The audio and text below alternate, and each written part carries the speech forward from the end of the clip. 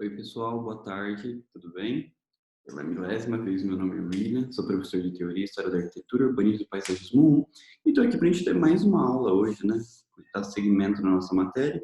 Essa semana a gente vai falar sobre Barroco, ok? Semana passada a gente falou sobre André Palladio, a gente vai dar uma continuidade, ver como que a arquitetura em si se desenvolveu, mas antes a gente vai conversar sobre algumas coisas. Tem algumas notícias para dar para vocês, tá? Na aula de terça de Estética e História da Arte, a gente não teve nenhuma atividade, né?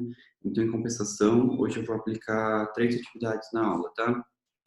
Ok, não foi engraçado, mas enfim, não vai ter nenhuma atividade hoje, tá? Eu só vou preocupar vocês mesmo, mas eu não resolvi não aplicar nada. A gente, eu acredito que essa semana o conteúdo não seja muito extenso, não seja nada muito, digamos, complicado, que vocês tenham que assimilar e tudo mais, está tudo muito fácil. Então, acredito que essa semana não tenho por que aplicar a atividade. Então, eu vou deixar vocês livres, ok? É só assistir a aula, é só... Eu aconselho super, tá? Por favor, para quem não vai conseguir assistir na hora, assiste depois, para não perder nada, para não perder nenhum conteúdo. Porque, às vezes, principalmente estética e história da arte, estética e história da arte em si é muito importante, mas em teoria e história da arquitetura, urbanismo e paisagismo 1 também, porque se você perde uma aula, você já, né, meio que perde o contexto ali, por que que evoluiu, por que que foi de tal maneira, qual foi o processo de evolução histórica e tudo mais. Então eu super aconselho vocês a não perderem nenhuma, tá? Por mais que não consiga assistir no dia, assiste depois. Essa semana em si vocês vão estar bem livres para assistir. O certo é indicado pela faculdade que vocês assistam, façam isso no horário de aula, porém, tá, caso alguém não consiga, caso alguém, sei lá, teria que faltar, vamos considerar que a gente tivesse uma aula presencial, caso alguém tivesse que faltar, vocês estão tendo uma segunda oportunidade para assistir depois e não perder nenhum conteúdo. Em relação bom, como a gente não vai ter atividade, então vocês não precisam se preocupar com o Moodle, ele ainda não voltou, tá? Então vocês não precisam postar nada. Ele ainda está fora, eu estou esperando aí o retorno do Boutique, que foi de arrumar essas coisas. E em relação à chamada, tá? Na semana passada, na terça-feira, eu pedi para que vocês me avisassem em relação à chamada, porque às vezes eu esqueço. Então, às vezes eu fico aqui produzindo os conteúdos que eu preciso enviar para a faculdade, para falar do que eu apliquei em aula para vocês e tudo mais, e aí acaba passando despercebido quando eu vejo é 10, 10 e pouco da noite. Então, eu peço para vocês, por favor, me avisem. Se eu esquecer, se às 9 horas em ponto não for lá e mandar uma mensagem, vocês podem começar a fazer a chamada automaticamente, tá? Na terça, se eu não me engano, o Júlio fez isso. Então, obrigado, Júlio, você me salvou. Então, os demais, por favor, se eu esquecer, manda uma mensagem lá. Enfim, nossa aula hoje vai ser aqui também, tá? Via Zoom. Estou gravando pelo Zoom e vou disponibilizar para vocês no YouTube. E aí eu vou fazer atendimento depois. Vocês podem mandar as dúvidas pelo WhatsApp, pelo Discord, pelo, pelo próprio Zoom. Eu faço atendimento aqui com vocês também. E, enfim, qualquer dúvida você manda mensagem, eu tiro ela para vocês, a gente pode até fazer um atendimento todo mundo junto, meio que como uma continuação da aula, assim eu explico para todos, tá? Caso vocês tenham interesse, eu mando o link e a gente conversa aqui ao vivo todo mundo. Eu acho muito mais útil do que ficar simplesmente colocando a aula aqui, ela fica travando, a gente tem que sair a cada 40 minutos e depois voltar. Eu acho que a gente perde muito, muito tempo, gente, em relação a isso. Nada mais, nada menos, a gente perde uns 10 minutos só para o pessoal entrar, para esperar entrar. E se não perder mais. Então, eu prefiro fazer ela gravada, assim, porque assim a gente vai mais direto ao ponto. E, beleza. Acho que por enquanto é isso. Vamos começar nossa aula. Eu tinha comentado com vocês que a partir de agora, no segundo bimestre, a gente vai caminhar um pouco mais devagar, né, em relação ao conteúdo. Então, a gente vai especificar muito os projetos, esse e aquilo, um pouco mais do que o primeiro bimestre, que a gente tinha bastante conteúdo, bastante coisa para se aprofundar. Agora a gente começa a caminhar um pouco mais devagar e mais para o final já vão se preparando aí que vocês vão ter que montar aquela prancha de projeto que eu falei para vocês, lembra? Vocês vão ter que pegar uma obra, estudar ela a fundo, explicar sobre o estilo, sobre as características arquitetônicas do período e tudo mais. Então já vai se preparando aí, ok? Mais para frente eu passo todas as informações do que vocês vão ter que fazer. Vamos compartilhamento de tela.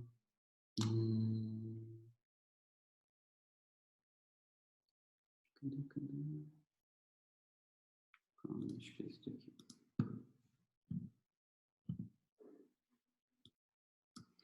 Hoje, pessoal, em si, a gente tem pouquíssimo conteúdo.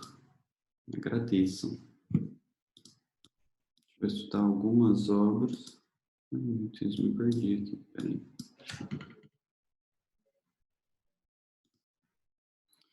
Visualizar.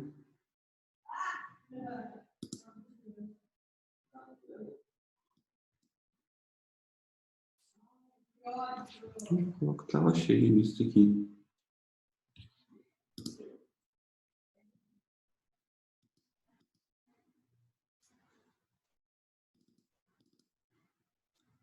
Vou tentar abrir para outro lugar.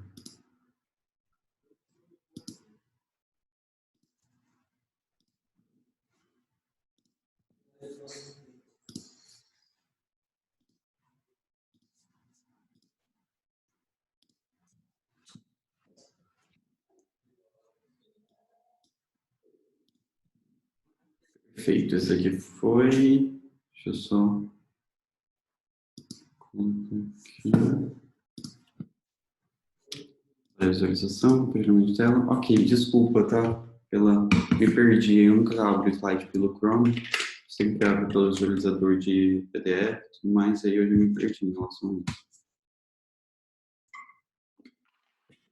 isso. Mas, gente, tá virando uma coisa. Toda aula parece que tô tendo essas coisas.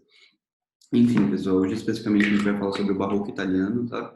Para entender o que é o barroco italiano, como que ele se formou, qual era o conceito, o que os arquitetos pensavam em relação a isso, qual que é a relação dele com esse estilo teatral, por que é chamado estilo teatral também. Vamos entender quem era Bernini, o que ele contribuiu para essa arquitetura do barroco, o que ele se fazia, então, e quem é Guarino Guarini, tá?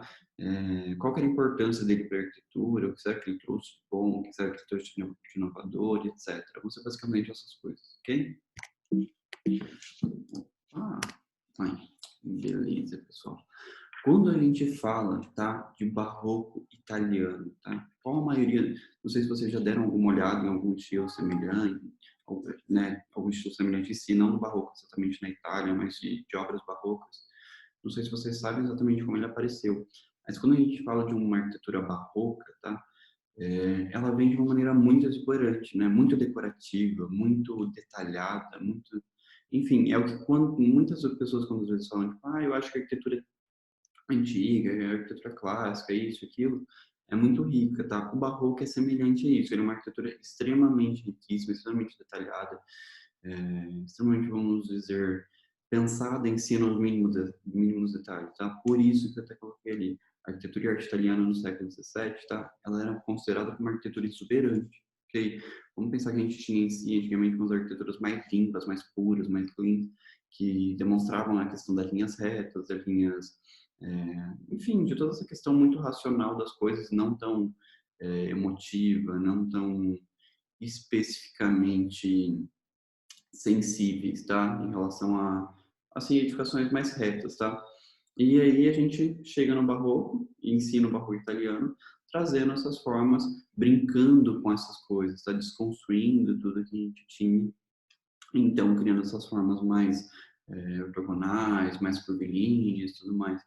É uma arquitetura, então, extremamente exuberante e rica por isso, tá? Essa descoberta, essa desconstrução do que a gente já tinha antigamente. O barroco em si, ele começou em 1630, tá? Mas até então não era reconhecido como uma arquitetura em si barroca, simplesmente era um estilo que foi se difundindo, difundindo, difundindo, e absorvendo algumas características de outros estilos, né? Por exemplo, da Roma Antiga, foi pegando algumas coisas como arco, né? Alguma coluna, isso e aquilo também da Grécia Antiga, e aí ele foi se montando até que só no século XX, no século XIX, mentira, no século XX, ele foi considerado, reconhecido como uma arquitetura barroca, tá? Pegando as obras, então, as pessoas então começaram a assimilar algumas obras, alguns estilos, algumas características a esse estilo de arquitetura barroca. O que significa, pessoal, essa questão do barroco, né? A gente falei para vocês coisas na Grécia, na Roma Antiga, a gente tinha arquiteturas, né, que eram mais retas, mais, digamos, com linhas mais retas, totalmente racionais, mostrando a pureza dos edifícios, né, e tudo mais. E eles não demonstravam esse lado muito sensível das coisas, né? Não queriam simplesmente impressionar pelo lado sentimental. Vamos dizer que se você considerar que as linhas, essa parte mais linear, antigamente significava uma questão muito racional, de que você era um homem centrado, equilibrado, totalmente racional e não sentimental e tudo mais, não era motivo. Esses edifícios significavam isso na Grécia Antiga, né? Quando a gente começa a vir com a parte mais curvilínea das edificações, ele já começa a demonstrar uma questão mais sentimental, tá? Essa questão é totalmente ligada com o interior da pessoa, e não só com a questão estética exterior, ok? Tem uma questão muito conceitual por trás ligada ao psicológico e tudo mais. Então, meio que se trata disso, tá? Eles começaram a deformar esses edifícios, colocar essa questão mais das curvas mesmo dentro da obra e trabalhar mais isso, fazer essa desconstrução, por exemplo, da cruz grega, que às vezes aparece em algumas obras aqui, porém de uma maneira diferente. Estou vendo que sumiu um slide ali. Só um minutinho. Enfim, essa obra em si que eu peguei, a Igreja de São Carlo alle Quattro Fontane, ela fica em Roma, tá? Foi construída no século XVII. Em si, quando eu falei para vocês, antigamente as pessoas não eram reconhecidas como arquitetos, etc. Elas eram denominadas pedreiros, eram os próprios pedreiros que já tinham uma bagagem, já tinham uma experiência, tanto de construção quanto de visita em obra e tudo mais. Então, eles aproveitavam esse conhecimento dele técnico, científico e tudo mais, para se construir essas obras. Quem construiu em si essa foi Francesco Borromini, Borromini, foi ele que construiu essa obra, porém, tá, ela só foi concluída após a morte dele. Tá? Ela demorou, então, para se realizar. Imagina que a magnitude dessa obra extremamente grande para se construir assim de uma hora para outra. Então, ela demorou muito, muito mesmo, e só foi concluída após a morte. Deixa eu só fechar um negócio aqui. Desse próprio pedreiro, construtor e tudo mais. Esse pedreiro em si, ele era considerado estranho diante da população. Digamos que era uma pessoa que não se encaixava nos padrões da sociedade. E aí ele mesmo cometeu suicídio após alguns anos, tá? Numa questão bem histórica, assim, desse contexto da arquitetura. Se a gente for pensar num âmbito bem geral, assim, não é à toa que hoje a gente tem, por exemplo, não sei se vocês já chegaram a ver, mas tem pesquisas que falam que o curso de arquitetura em si é um dos que as pessoas mais cometem suicídio e tudo mais durante o curso e durante a profissão e tudo mais, porque é um curso que exige muito da gente, não é uma questão emocional, uma questão muito psicológica e tudo mais. A gente tem muita cobrança em relação a isso, principalmente da gente mesmo. Então, assim, mantenham sempre a saúde mental de vocês, é extremamente importante isso. Se cuidem, façam as coisas com muito cuidado, com muito carinho e tudo dá certo. Enfim, essa então é uma obra barroca que eu coloquei para vocês, tá? O que eles conseguem fazer, tá? Nessa obra em si, nessa planta. Peço para que vocês deem uma olhada nessa primeira imagem aqui. Eu coloquei, por exemplo, a junção de cruz grega e planta oval. Lembra que a gente tinha a cruz grega, antigamente na arquitetura gótica? Né? A gente tinha simplesmente o quadrado, tá? Os quatro lados iguais, formando uma cruz, meio que um sinal de mais, vamos dizer assim, comparando um sinal de mais. Eles conseguem fazer o quê aqui? Manter mais ou menos essa questão da cruz grega, porém, para se criar um ambiente extremamente conectado, sem barreiras visuais e tudo mais, eles utilizam uma planta, um formato mais oval. Consegue ver no interior dessa planta aqui, como que fica um formato muito mais oval? Eles conseguem fazer isso, tá? Com o intuito de inovar nessa arquitetura barroca, né? A questão de deformar. Pega a cruz grega, deforma e transforma nessa nova arquitetura que a gente conhece pelo barroco italiano que se perpetuou na Itália. Outra coisa, tá? Coloquei uma segunda imagem aqui mostrando o interior dessa obra. Olha como essa obra é uma questão muito caprichosa, tá? Digamos que as arquiteturas que a gente via antigamente, principalmente em questão de igreja, capelas, catedrais e tudo mais, elas eram espaços muito mais cleans, né? Eles eram muito mais simples, simplistas, racionais e tudo mais. Aqui eles começam a deformar, de fato, essa arquitetura. Parece que alguma coisa começou a se deformar ali no interior, derreter, etc. Parece que está se decompondo. Ó. Olha esse centro aqui, essa cúpula. Então, é praticamente isso. Uma arquitetura que eles começam a inovar, principalmente uma questão teatral. Quando a gente pensa em teatro, em ópera, essas coisas, a gente pensa na grandiosidade dos edifícios, na riqueza de detalhes interiores, né? Nesse caso aqui, por exemplo, ele faz isso no interior do edifício, ele começa a trazer essa imagem teatral para dentro da edificação e tudo mais. Idiosincrática, pessoal. Por quê? O edifício, quando você olha ele, quando você chega, é muita coisa para assimilar. Então, você não consegue simplesmente olhar para um lado, ou olhar ter uma visão geral e simplesmente associar tudo isso de uma vez, tá? Não, você precisa simplesmente estar lá e, aos poucos, ir observando uma parte ou outra, para depois você ter uma visão formada sobre tudo, que é diferente, por exemplo, de você chegar no templo grego e simplesmente olhar aqui e ver que é simplesmente uma coisa inteiriça, que tudo se encaixa ali perfeitamente. Aqui também se encaixa, porém de uma forma muito mais complexa. Vocês conseguem ver a complexidade que tem para se encaixar um edifício desse porte? E as paredes, ok?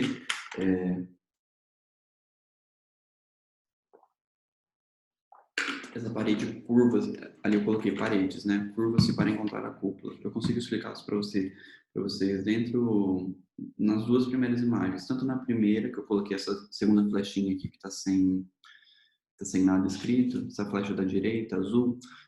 Vocês conseguem ver como que a parede ela começa a se deformar? Ao invés de ser reta, não, ela começa a se deformar ali, criar uma curva, tá, uma linha curvilínea, para poder sustentar essa cúpula em si, né, a cúpula central. E o mesmo acontece aqui, que eu consigo explicar para vocês nesse segundo exemplo. Vocês conseguem ver já como essa parede começa a se curvar aqui, para poder aceitar essa questão da cúpula, né?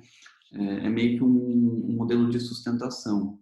Enfim, ela parece ser uma obra, essa obra em si, essa igreja, ela fica no centro da cidade. E qual que era o conceito do arquiteto? Mostrar que esse conceito, né, do barroco italiano, eu falei para vocês que ele é deformado. Se ele está no centro, imagina a questão da centralidade, como que é uma coisa assim muito disputada ali. A gente tem uma especulação muito grande nesses espaços do centro. Então ele colocou essa igreja como uma coisa que tivesse apertada. Aqui nessa imagem eu coloquei a fachada, né? Uma fachada aí para vocês fazerem uma simulação. Não parece que simplesmente tem duas forças, né? Uma de cada lado empurrando e se apertando, e aí ela formou essas curvas. É praticamente isso, tá? Uma obra desconjuntada, né?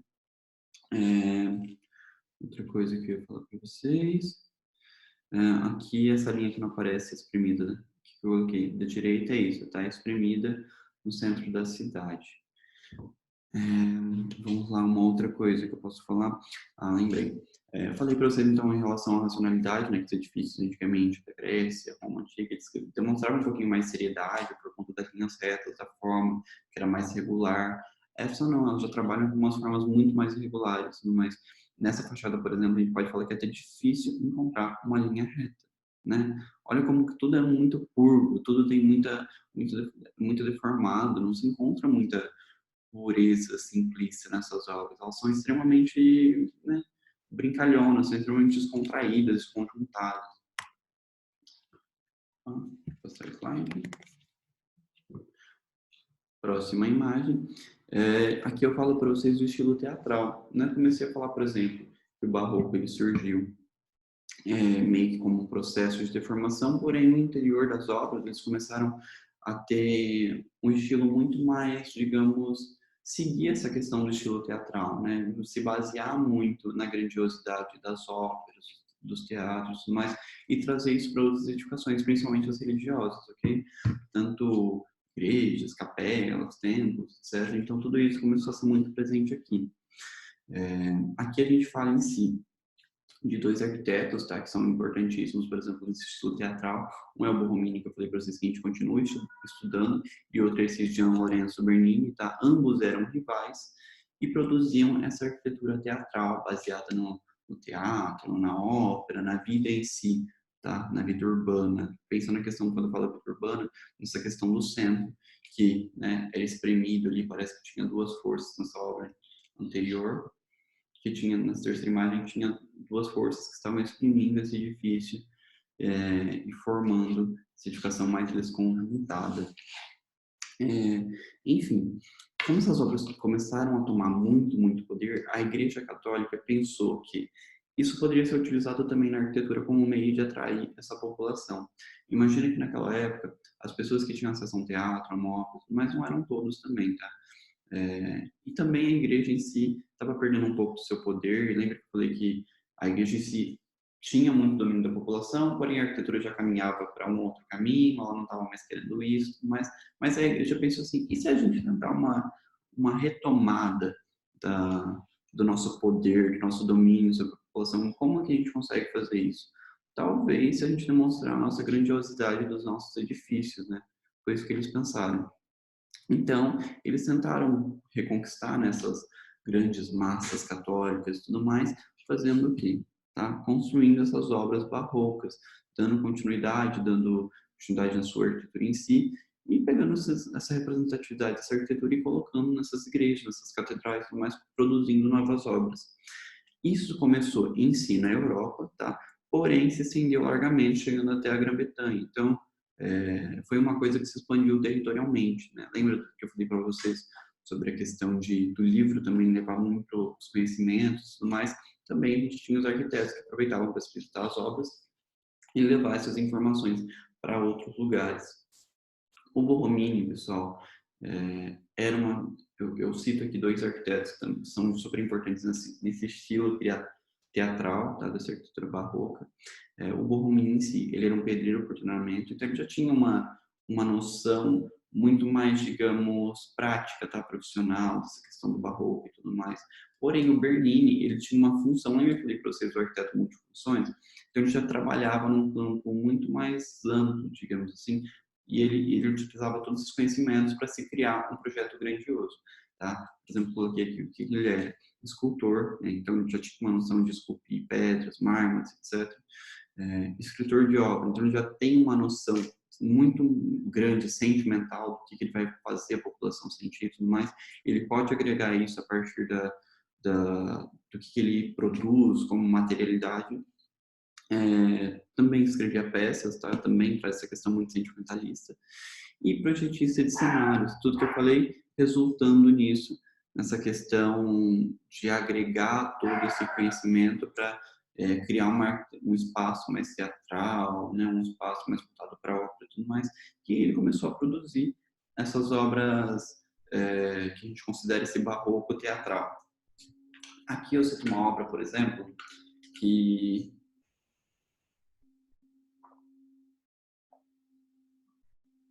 o Borromini em si coloca todo o seu talento, tá, tudo que ele tem de conhecimento, o barroco italiano, ele põe nessa obra e vem aqui agregar, né, colocar riqueza nessa obra em si. Ele consegue demonstrar tudo isso nesse espaço.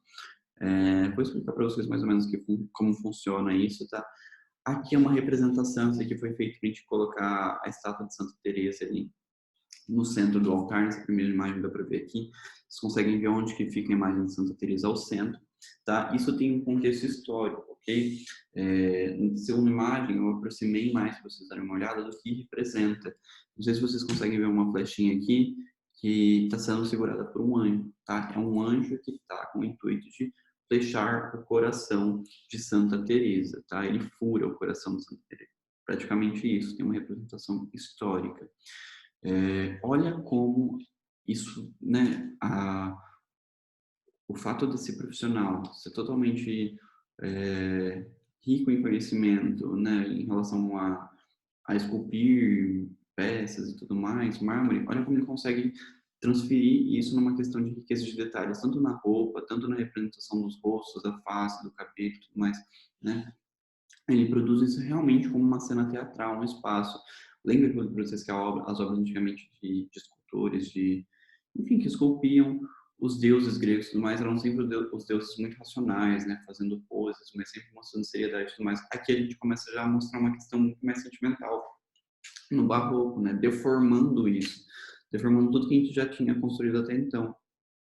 Uma outra questão, tá? O que ele quer mostrar com isso? A imagem de Santa Teresa sendo observada nos dois lados pela família, tá? Essa capela em si, Cornário, ela é dessa família Cornário, tá? Foi feita especificamente para eles, em homenagem a eles.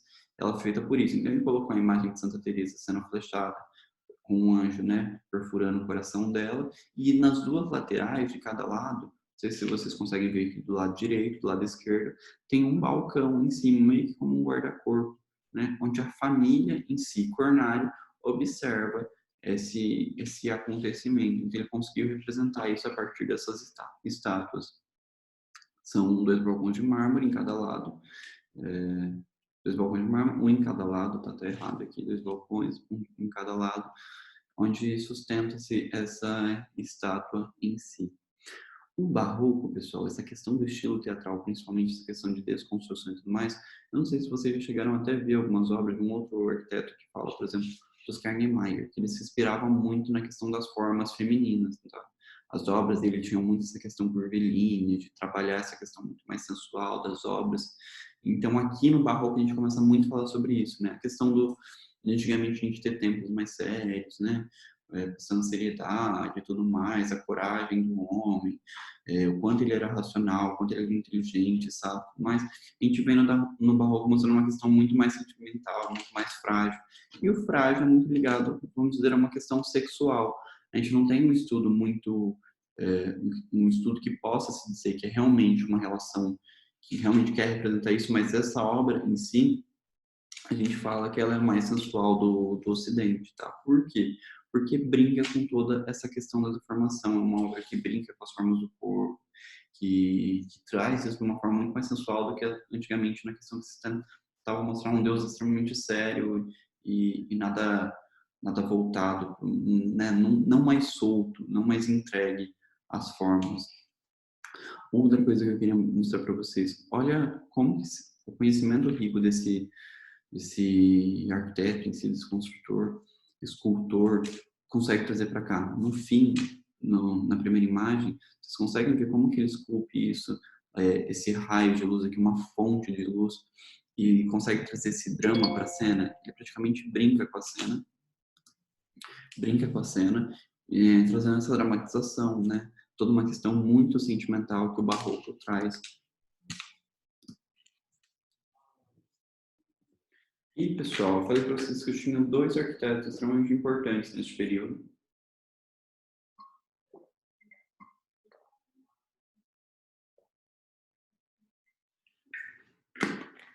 E para vocês que a gente tinha 2 representantes muito grandes nesse período, tá? Do barroco, do barroco italiano em si. Um era o Borromini, o outro era o Bernini. O Bernini era aquele construtor que falava para vocês, lembra?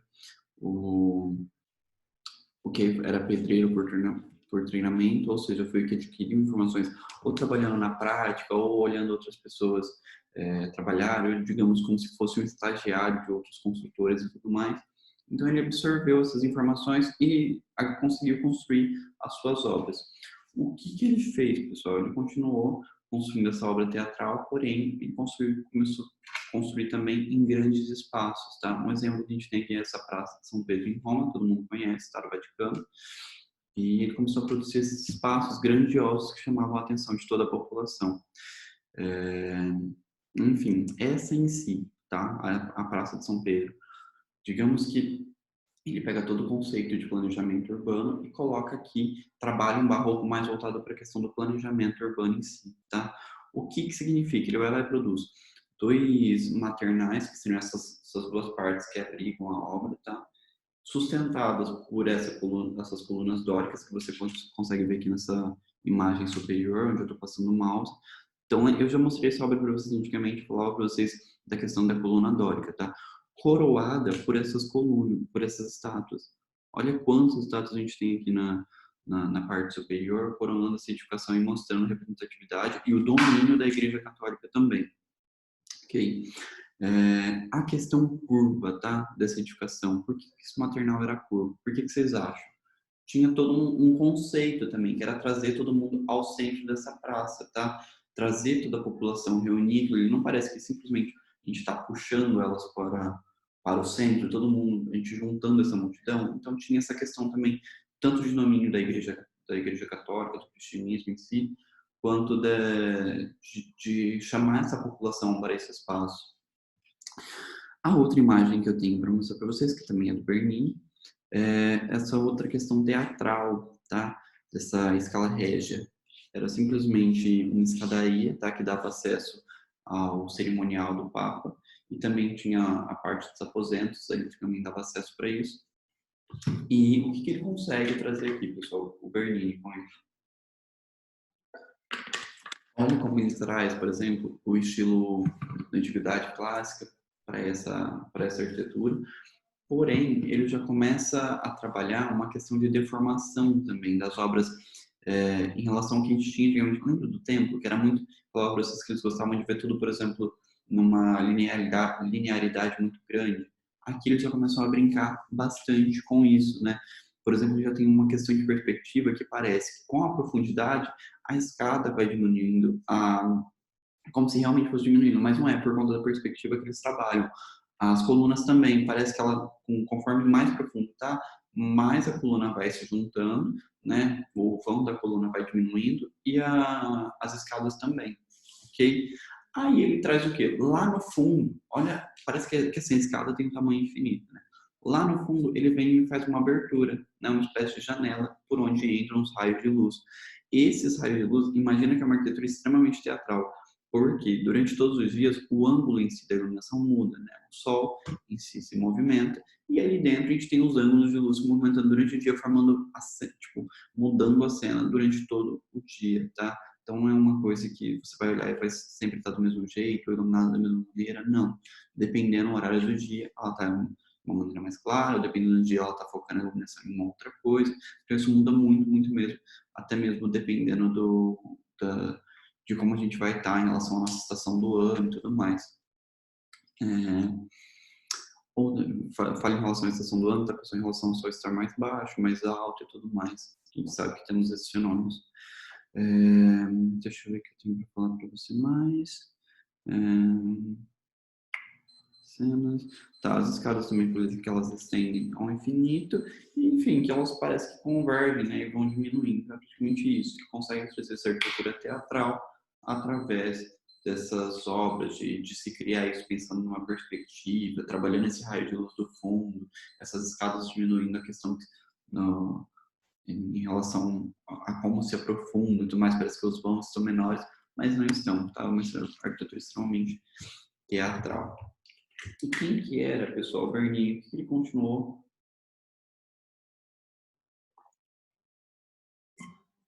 fazendo? Essa obra em si, a gente vai ver que ela constitui muito um cenário. Não parece estar simplesmente num cenário de um teatro, você ali observando uma peça em si. É praticamente isso que ele continua fazendo, ok? Bernini em si, ele era reconhecido como mestre do barroco por ter um domínio muito grande, tá? Falei para vocês que ele tinha um treinamento muito prático, né, da arquitetura, e tudo que ele conseguiu de conhecimento era muito baseado nas informações que ele absorveu de pessoas que ele utilizava como influência, como exemplo e tudo mais, e também do que ele já tinha produzido. Então ele foi uma pessoa que ele não teve nenhum conhecimento específico como Borromini de ser escultor, de ser pintor, de ser artesão, de ser isso, de ser aquilo, não. O conhecimento dele era muito voltado a essa realidade mesmo de consultivo, de pedreiro e tudo mais, tá? Enfim, ele nunca foi tão extraordinário quanto o Borromini. O porquê? Digo por conta desse conhecimento de várias áreas que o Borromini tinha, tá? O Borromini, por ele ter um conhecimento de ser escultor, né, e as diversas outras funções, ele conseguia juntar uma solução prática e dramatizar isso. Ele conseguia fazer de uma maneira mais simplificada, né, simplesmente a questão prática muito rápida, e juntar isso, tornar essa questão prática um pouco dramática, um gesto dramático. Lembra que eu mostrei para vocês a iluminação aqui, que ele consegue trazer essa luz de uma fonte aqui, ó, a luz ao fundo na primeira imagem, essa luz de uma fonte incidindo ali nas estatuarias e tudo mais, e ele consegue trazer isso para o edifício. Outra coisa, a gente começa aqui também, tá? Continuidade, por exemplo, para vocês, o que eu falei, de uma obra que se volta para o planejamento urbano, o barroco constituindo o planejamento urbano, numa questão de deformidade, ok? Deformidade da cidade, tipo, você não entende muito bem o que está acontecendo ali, você vê com clareza, porém você não sabe o que exatamente é isso, né? Uma deformação do espaço, porém como uma solução de planejamento urbano. Tá? O que eles queriam em si? Criar a proposta, quando foi encomendado esse projeto em si, eles queriam criar uma entrada setentrional, tá? Seria uma entrada que simbolizava este período setentrional, e marcado pela construção dessas duas igrejas, que eram as igrejas gêmeas, tá? Então, eles criaram essa praça em si para fazer essa ligação ao centro ali, a esse monumento ao meio. E aí foi que é o obelisco, tá? Enfim, aí eles fazem isso, eles criam, né, 3 acessos, essas 3 ruas que a gente tinha, cria-se essa praça ao meio, e então a gente tem 2 igrejas. Uma igreja de um lado, Santa Maria de Monte Santo, e a outra Santa Maria de Miracogle. E criam essas 2 igrejas ligadas, parece que simplesmente a gente espelhou, né? Como se fosse a metade da edificação espelhada para o outro lado. São 2 igrejas extremamente parecidas, porque elas são iguais, tanto no exterior quanto no interior, elas são gêmeas. E com a própria cúpula, normalmente a gente viu que as cúpulas eram. A igreja em si era feita por um arquiteto e a cúpula projetada por outro, porque era uma obra extremamente grandiosa. Aqui não, aqui é ele mesmo que produz essa grande cúpula da edificação, tá? Das duas, essas cúpulas gêmeas. E aí ele agrega essa arquitetura barroca na questão de deformação, né, do espaço e tudo mais. Eu falei para vocês que ela é ligada por 3 ruas. E aí ele quer fazer o quê, pessoal? Ligar tudo isso, essas 3 ruas. É como se o foco, tanto das ruas como da igreja, fosse ligado por esse obelisco. Não parece que a gente pegar a imagem e cortar ela ao meio, no obelisco, na metade do obelisco, e virar ela para o outro lado, a gente vai ter a mesma imagem? É praticamente isso que ele consegue, né? Olha até como a edificação do próprio interior do entorno, ela parece que também se vincula a essa questão do gêmeo, do espelhado e tudo mais. Parece que tudo segue a mesma escala, o mesmo gabarito de altura, então tudo isso é muito respeitado ali também. E Bernini continua.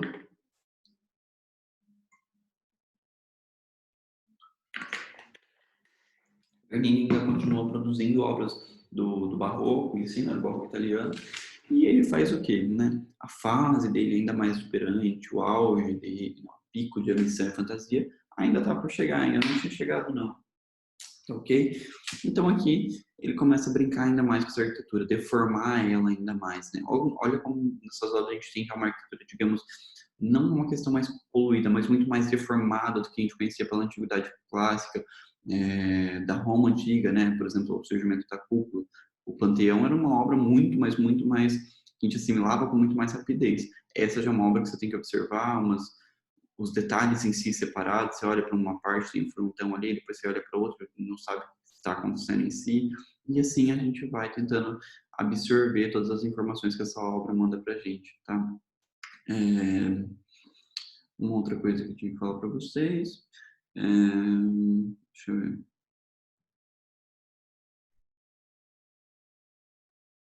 Essa em si continua sendo uma igreja exuberante, tá? Do barroco. Lembra que eu falei para vocês que o barroco ele traz uma riqueza muito grande de detalhes, então é algo que você não consegue assimilar tão rápido, idiosincrático. Então, essa igreja em si, muito exuberante, por conta da riqueza de detalhes e tudo mais. O acesso, né? Mostrei para vocês aqui. Olha como que ele consegue trabalhar essa questão da deformação. Vamos supor que, antigamente, se a gente fosse pensar numa questão do Panteão, a gente teria uma obra totalmente quadrada, ou de linhas retas e tudo mais. Aqui não. Ele traz, vamos supor, o quadrado, começa a deformar isso até ele virar um octógono, e faz o acesso por ali, né? Brincando com essas formas, deformando todas elas. E aí a gente tem esse acesso por esse saguão octogonal. A cúpula, olha a grandiosidade dessa cúpula. Parece que ela se destaca até mais que a própria edificação, né? O coroamento, a altura dela é muito alta, parece que ela está esticada. Então ele consegue também trazer isso. Em relação ao formato, pessoal, olha como que a gente quebra também aquela questão da linearidade do Panteão, de ser extremamente, né, um edifício regular, um edifício com as formas todas que a gente consegue assimilar muito rápido. Não, aqui ele traz, ele deforma tudo isso, ele brinca com tudo, ele cria vários lados, você já não sabe mais para que lado é a fachada. Então é mais essa questão de deformação, essa arquitetura barroca, saber brincar com tudo isso que se tem, transmitir sentimento, você olhar para a edificação e sentir diversas coisas, tipo, desde o que você não consegue assimilar, até mesmo essa questão muito sensual, que a gente vai ver mais para frente. Uma questão de que o Niemeyer falava que o Niemeyer falava que brincava, representava as curvas como um elogio, uma homenagem às formas das mulheres brasileiras e tudo mais. A gente vai ver aqui como ele brinca com isso também, tentando dar uma sensualidade para essas obras dele, tá? Que a gente fica de boca aberta, digamos assim, quando a gente começa a, a estudar essas obras. O tambor, pessoal, aparece aqui como sustentação dessa cúpula. Vocês conseguem ver que a cúpula ela está sustentada, ela está apoiada, né, em cima de algo que se assemelha a um tambor, é como se fosse só uma construção em si, uma espécie de elevação das paredes para sustentar essa cúpula. Então, o tambor é isso, ok? Ele é sustentado, lembra que eu falei para vocês que o contraforte, a gente sustentar as paredes e tudo mais, na arquitetura gótica a gente tinha os contrafortes que sustentavam essas paredes para não permitir o empuxo, né? Não permitir que as paredes cedessem e tudo mais por conta das forças, era para segurar aquela força ali. Aqui, ele faz o quê? Ele deforma os contrafortes e tudo mais e começa a fazer essa sustentação como se fossem capitéis, tá? Representando as ondas, tá? Ele imita as ondas a partir disso. Por exemplo, coloquei até aqui, o poderoso tambor sustentado exteriormente por rolos de pedra imitando ondas. Acho que vocês conseguem ver onde aqui está com o mouse, onde está esses rolinhos aqui sustentando esse tambor, bem semelhante ao capitel, porém aqui é realmente um rolo sustentando isso, tá? Para não permitir que isso cedesse. E a igreja também, na segunda imagem que vocês conseguem ver que ela é rodeada, cercada por água em si, que já traz a questão do estilo teatral que a gente falou, né? Dessa brincadeira com a água, dessa brincadeira com o cenário, desse estilo que volta para a ópera, para o teatro, enfim, para a vida urbana também. A gente já tem aqui a presença da água nessa igreja da Santa Maria da Saúde, tá? Que significa Santa Maria da Saúde. E aqui, pessoal, a gente falou de vários representantes da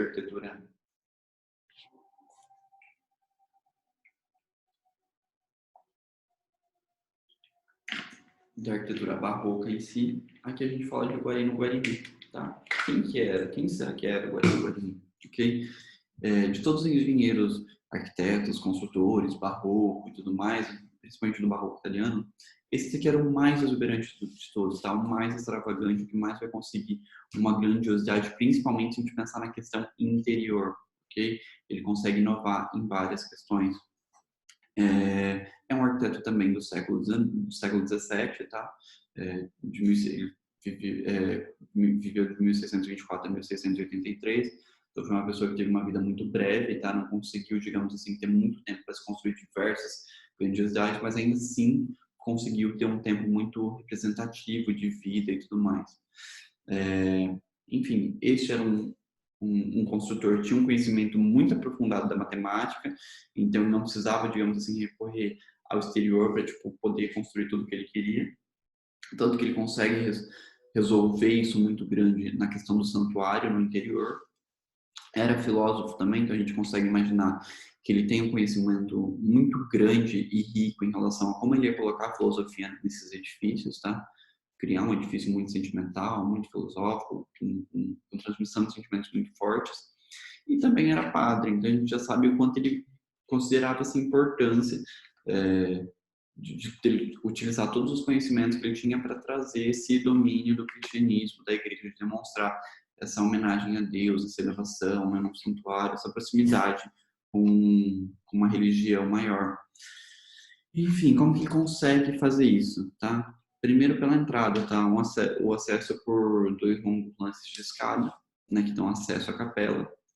Ele vai lá no interior, cria essa edificação em si, tá? Para abrigar o Santo Sudário. O que era o Santo Sudário, pessoal? Ali ficava-se um corpo, tá? Que acreditava que era seu de Cristo, e eles fizeram isso meio que como uma coisa muito simbológica, tá? Uma questão de simbologia, valorizando muito isso.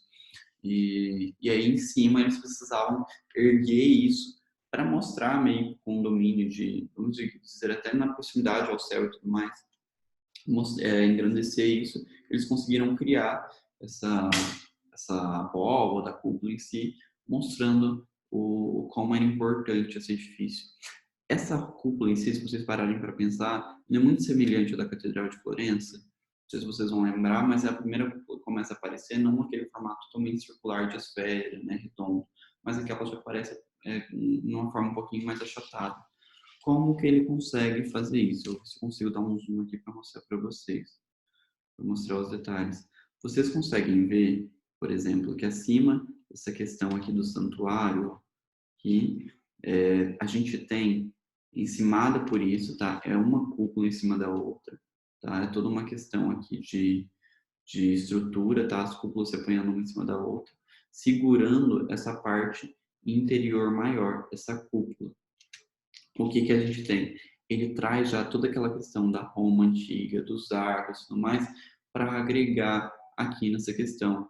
Olha, vocês conseguem ver que aqui a gente tem arcos, ó, arcos. Ele faz as aberturas a partir desse arco, tá? Todos esses arcos aqui são janelas.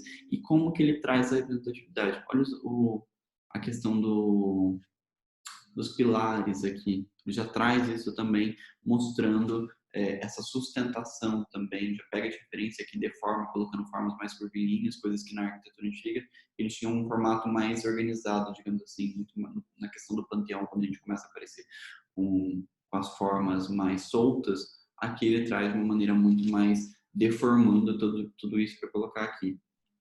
Esses arcos, pessoal, eles começam, olha como ele começa a brincar com isso e subir esses arcos, intercalando eles.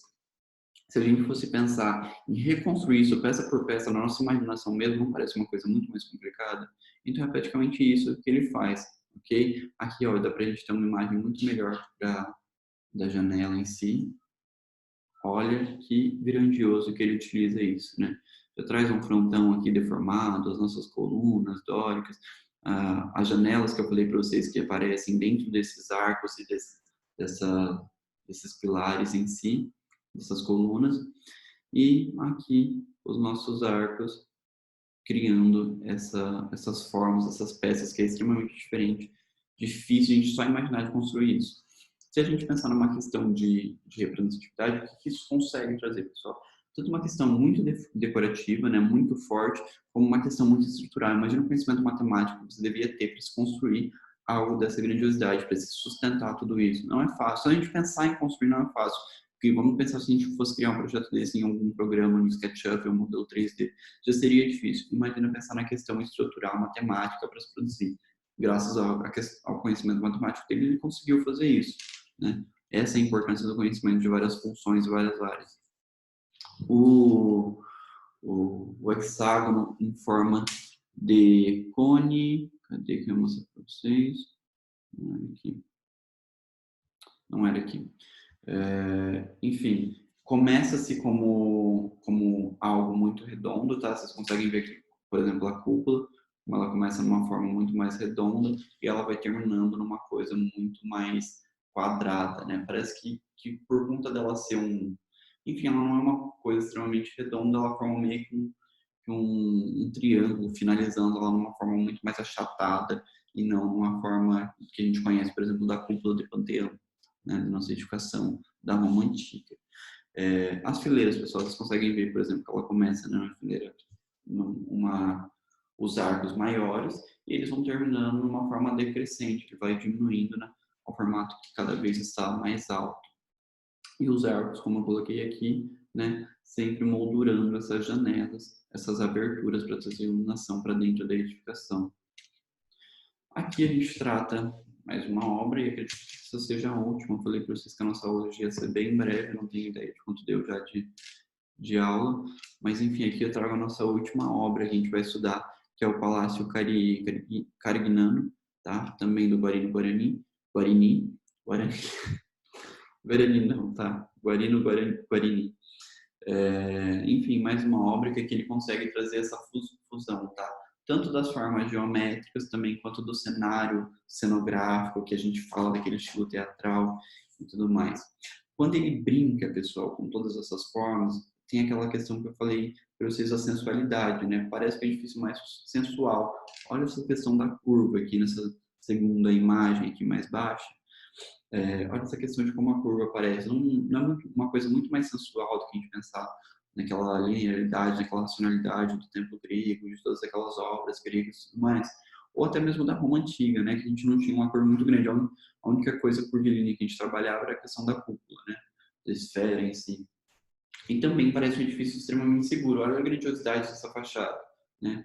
Olha como se assemelha bastante à questão de muralha, né? De fortificação, de edifício fortificado, que guarda o seu interior graças a essas grandes fachadas. Enfim, essa questão aqui, a gente tinha falado, por exemplo, no estilo teatral, que simplesmente era sempre voltado para capelas, para igrejas, para catedrais e tudo mais. Aqui, o Guarini, ele consegue trazer essa questão do estilo teatral, tá? Esse espírito teatral, até mesmo para esses edifícios mais voltados para o lado civil, tá? Civis, para questões cívicas e tudo mais, para a população.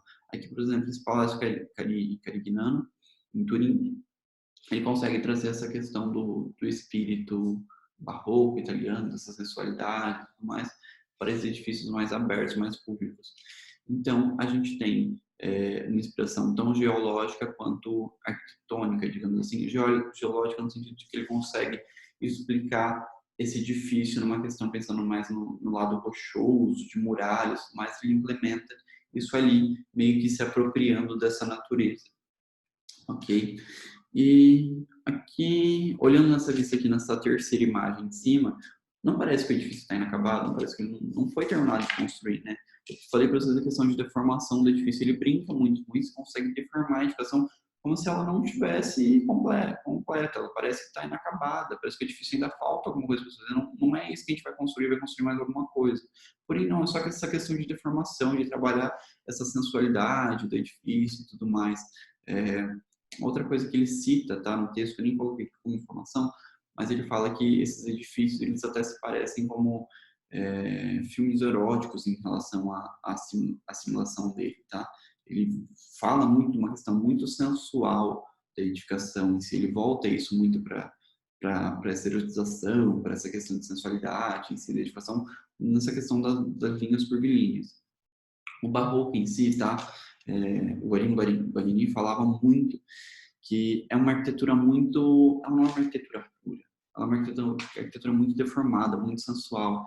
Então ele fala principalmente de que as mentes puritanas, é uma arquitetura que jamais essas mentes puritanas elas iam compreender essa arquitetura, porque você tem que ter muito um entendimento desse jogo, dessa sensualidade, de entender a arquitetura por partes, né, de assimilar cada detalhezinho ali, e não simplesmente representar uma coisa muito séria e entender aquele edifício rapidamente, né? Não, isso aqui é uma questão que você tem que ir muito mais a fundo, você tem que ter uma questão muito mais filosófica, muito mais complexa para se entender e assimilar um edifício como este. E, enfim, é isso, pessoal. Nossa aula hoje ia ser super rapidinha, então a gente não tem muita coisa para tratar hoje. É tudo muito breve. E a gente fica por aqui. Qualquer dúvida, estou à disposição para ajudar vocês. Só me mandar mensagem. A gente se encontra hoje à noite, então, para fazer aula, para fazer nossos atendimentos e tudo mais. E hoje vocês estão livres de trabalho, então aproveitem, tá? Só assistam a aula, descansem. Na semana que vem a gente volta ao normal. Show? Obrigado. Boa semana para vocês. A gente se encontra na semana, a gente só se encontra na semana que vem, na terça-feira, para o pessoal que tem aula de estética, história da arte comigo. E para os demais, a gente se encontra na aula de teoria, história da arquitetura, urbanismo e paisagismo só na próxima quinta. Ok? Fiquem com Deus, boa semana para vocês, bom final de semana, aproveitem bastante. Um beijo.